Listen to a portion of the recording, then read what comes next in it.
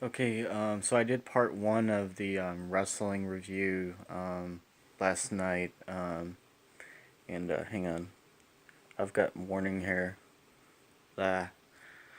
Um, so let's talk about SmackDown and what happened. Obviously, AJ Styles beat Luke Harper, so that kind of unfolds that he would get the WrestleMania nod this year, basically, to take on Wyatt.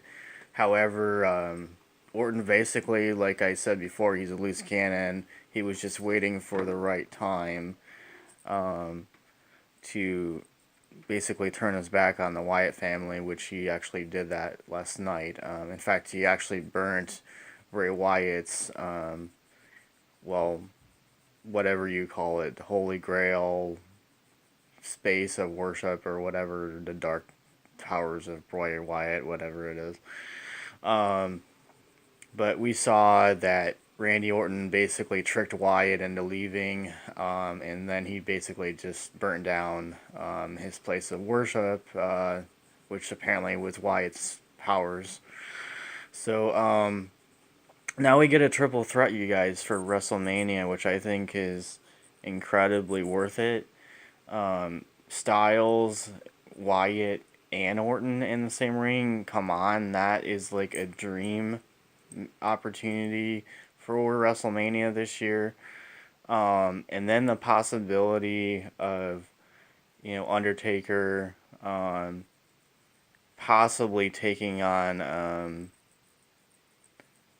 well, I would, I would honestly say that if the tag match doesn't happen for Cena and Bella, I would say Cena's already pretty much said that he wants Undertaker because again they have a future past of fighting each other when SmackDown was originally around in 1990, 9 through the early 2000s. They had quite a bit of big rivalry when he came in. Um, the other option that they could do, and I don't think that Kurt Angle's ever even fought the Undertaker more than 3 times, I believe. I think they had some pretty good matches in towards the Attitude Era when that was going kind of going out of phase. Um, they've had cage matches against each other. They've had chain matches. So the other option is, I mean, obviously The Rock um, got in trouble because he pretty much called well, your boy CM Punk basically out and basically saying, "Come on, we want you back. You've been gone for too long. Um, Stop being a crybaby little bitch." And basically come back and wrestle for WrestleMania. And I agree with that because let's be honest, CM Punk's career since he left the WWE, um, yeah, yeah, MMA is not for him. I know that he's doing some commercials and other stuff, but let's be honest, CM Punk belongs in a WWE ring. Um, and they need somebody like that for WrestleMania, so I would say go for it. I would really convince him to try to come back for at least one last match. Um, and then, what I think would be really interesting and what they've never done is if CM Punk does come back, that opens up a whole new rivalry for him with all these brand new superstars, which I think is great. I mean, him versus Apollo Crews, I think could be pretty good. Versus like Calypso, uh, and I mean you could throw in like the Hype Bros in there. You could the Ascension. I mean, really you could throw him in into any of SmackDown's talent, and the big golden dream matches pretty much. Um, and I want to give a shout out to Daniel Bryan and Shane McMahon. You guys are really changing SmackDown for the best. I'm glad that you guys give some opportunities to some talent that, Raw kind of just flopped on. Um, Oh yeah, and Finn Balor is coming back. I've read this all over the internet and been watching the Pro Wrestling Report. It sounds like he's coming back soon, so we might get a dream match at WrestleMania. Um, I mean, he could fight the Undertaker. We don't really know what's happening with that whole Undertaker situation right now. I'd like to see Angle versus Undertaker. I mean, you've already got Lesnar versus Goldberg for like the third time, which we already know that most people were upset about the last meeting because it didn't really last that long. I got to be honest. Goldberg has never looked this good. Well, since the '90s, frankly. Um, Lesnar has some severe health issues, broken ribs. He's not necessarily the healthiest person in the world right now. Um, so we have to get into that too. That Lesnar's had a pretty up and down career. Um, what I want to see is what happens on Raw with the situation with Seth Rollins and obviously Triple H and bless Samoa Joe. I'm not really fond of Samoa Joe. Frankly, I. It's not that I don't respect him. I do. I just think that he's kind of a scumbag. Um, he basically just takes money for hire basically. Um, but again, I think frankly, if Samoa Joe goes into WrestleMania undefeated, I would say there's only one opponent on Raw that I would really like to see him go up against, and that's Braun Strowman. Frankly, I think Braun Strowman could easily beat him, hands down. Um, well, let's talk about Raw a little bit. Let's talk about obviously Cesaro lost to Samoa Joe last night, or I mean on Raw. Um, and I think that Sheamus is probably gonna, if Cesaro ends up getting hurt or something, Sheamus is basically just gonna say, okay, I'm gonna enter myself in the Andre the Giant Battle Royal, and I think frankly he could win it. Um, and then we have the whole thing about Shaq versus Big Show, which that's been talked about for many many years, but nothing has really been done about it. Um, I would personally like to see it because, for God's sakes, it's in Orlando. That's where Shaq pretty much made who his, name is. Obviously, because he was on the Magic, and I mean. Anyways, childhood memories of when the NBA was actually really good, um, and obviously, his friendship with the city of, Orlando, I think, is pretty known. Um, New Day hosting WrestleMania, all I'm going to say is I think it's actually going to be entertaining. I mean, they don't really have another legend that can, I guess, show up for some reason. I would figure The Rock would do it, but I guess he's too busy with the movies and stuff. So, um, and then the situation with Dean Ambrose with the Intercontinental Championship, we don't really know who he's even going to face at WrestleMania. It looks like Baron Corbin right now, which, meh, that's an okay suggestion, but I would give the nod to somebody who actually deserves it. Um, I would have a tournament. That's what I would do, SmackDown. I would have a tournament to decide who gets the number one contention for it. Um, Tag team championships, obviously American Alpha, and that tag team division in SmackDown is incredibly awesome. They have great talent. They just need to use it the way that they should at WrestleMania, which is have like a four corners tag team match for the championship. Frankly, I think that would be pretty awesome. Or even a tables, ladders, and chairs match. You got enough talent there to really make WrestleMania special if you can do that. So, heads up there, Mr. Bryant. Make that match for WrestleMania. We want to see it. Um, what I really want to see because of the Hall of Fame class that we're getting now, Beth Phoenix, Diamond Dallas Page, the Rock and Roll Express, Kurt Angle. I'm missing a few other people, I think. I'll have to go back to that later and find out the exact lineup of it. But here's the thing. Beth Phoenix has pretty much said over the years that she didn't really like how her WWE career ended. She felt like she was kind of, forced out of the company. Saying kind of the same way with Mickie James. So here's what I suggest. Um, you have the first ever um, women's Hall of Fame match. So you take Phoenix, you take Lita, you take Trish Stratus, and then you take Mickie James. I think that right there, if you want a full fledged women's match that would gain lots of publicity and make these people realize that they're not, washed up. Mickie James is obviously not washed up because we've seen her wrestle on SmackDown and she's still got it. Um, I'm not sure about Beth Phoenix. I don't really know what her situation is. I don't know if she's still injured or if she can't compete or not. But I just think that that would be best for the women's match at WrestleMania. Is you need to start bringing back some of the older women who have experience, who can help some of the younger women in WrestleMania. Have their type of match.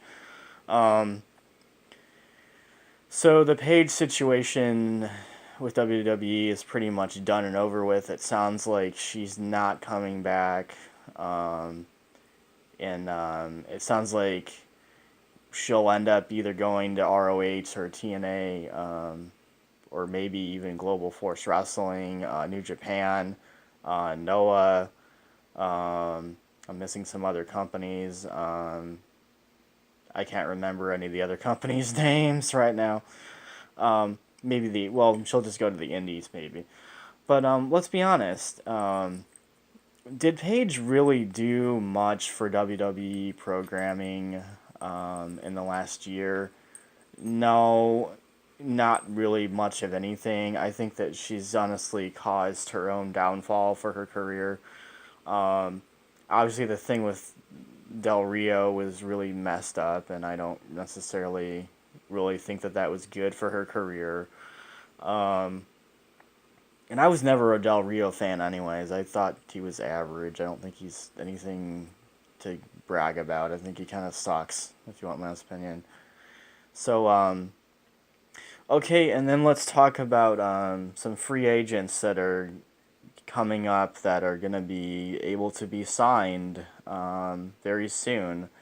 Um, Obviously, Drew Galloway, Bobby Lashley from TNA, Eli Drake, um, and Jade, which I think would be a great pickup, I think, for NXT if they want to go in that direction, because she can go. I've seen her wrestle Rosemary and Gail Kim, and she's got lots of talent. She's young, and she understands how to use it in the ring. So,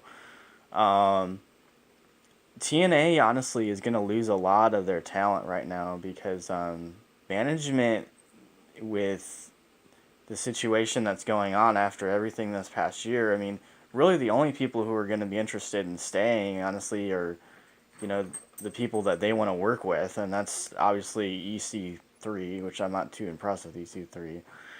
Um, and then you've got like James Storm, obviously, he's going to definitely stay there as long as he gets a paycheck. That's kind of how he works. Um, Crazy Steve and Abyss, they'll probably stay. Um, but here's the thing, though. Eddie Edwards and Davey Richards, they're pretty much disputing with TNA management right now, and they don't really want to stay there, it sounds like. So they might end up in NXT, you guys, which I think NXT needs that. They need some new, guys in there, because a lot of the talented, young indie people are all on the main roster now. Um, but again, they did pick up a few interesting free agents. NXT did recently. So, you can't really say that they haven't done anything. Obviously, Eric Young, Bobby Roode, that's pretty big names. And then you also got to consider the talent from Japan with Shinsuke Nakamura. Kota Ibushi, and then obviously for a short time we got to see I think Sozawa, is that what his name is? Can't remember his first name. Um, but the tag team division in NXT, I think, is probably the best right now that it's ever been. DIY, I think, is pretty damn good. They're a good tag team. I don't think they should have lost that match to the Authors of Pain. I think that was too soon. I think you should have saved that for WrestleMania, if you want my honest opinion. And that's the thing I want to talk about. So you spent all these years building this NXT brand, um, but we haven't really seen an NXT championship match at WrestleMania yet. Um, I think that would be the perfect opportunity to use like four of your top talented people and put them in the ring and have a fatal four-way match for the NXT championship. Same thing with the tag team division. I think you could do that for WrestleMania as well. Um, and then I respect William Regal. He's done a great job as general manager of NXT. I think that's great. But I think that you could possibly bring in a retired ex NXT champion, possibly, to run it now. Um, I even think because Raw hasn't really been using Bo Dallas, and I think that he's incredibly talented. The guy was a former NXT champion, and you guys, since you put him on the main roster, just made a fool out of him, and I just don't think that that's right at all. I mean, Bo Dallas is the former champion of NXT, and you guys treat him like a joke. Um, and now the thing about Zack Ryder is that he's still going to be out with his injury. It doesn't look like he's going to be able to compete at WrestleMania. He's had numerous surgeries on his knee, and not really much happening with that situation. Same with Seth Rollins. It looks like he's not going to be able to compete. And then we got to consider what's going to happen with Roman Reigns at WrestleMania. Nobody's really said anything about that. Some people want him to face The Undertaker, but I don't really think that's good for his career. I want to see him face somebody like Finn Balor or somebody like that. I think that would be a better match. But what I really want to see is Mick Foley pretty much, from what it looks like, Stephanie McMahon just wants him out. And honestly, I think if they're smart, they should kind of dabble into that rivalry, because obviously Triple H and Mick Foley have had numerous rivalries between each other in past years. And why not give it another shot? I mean, even if Mick is just like a guest referee or something like that for like a Triple H match between him and, if Seth Rollins could get healthy enough to be able to wrestle, which I doubt that, but maybe Roman Reigns might step up to that and try to take Triple H on. But let's be honest with how wrestling has gone this past year. I really think that we've seen a lot of change, and I think for the best. Still, I think that with the New Day showing up and hosting WrestleMania, you're still going to have quite an interesting, show. I don't think it's going to be boring by any means. I just want to see some stuff that we've never seen before. Obviously, you have the talent right now, and Angle's coming back after his Hall of Fame and wants to wrestle. So give him the opportunity, you guys. The guy's not he's not washed up. He can still go. And then we'll bring in the other talent. It's Impact Wrestling's, which I don't, whatever. You basically just pooped on everything that you did, TNA, for all these years. You can't believe you're getting rid of your name. That's just pathetic. Dixie Carter, why did you destroy TNA Wrestling? Why? Anyways, I'll get on TNA another time. I'm gonna rant and rave about how bad this whole thing is for that company and how they've just had everything taken from them, including talent and people who were just helping them. So I just wanted to give you guys a quick, interesting view on what is happening in WWE and what might happen.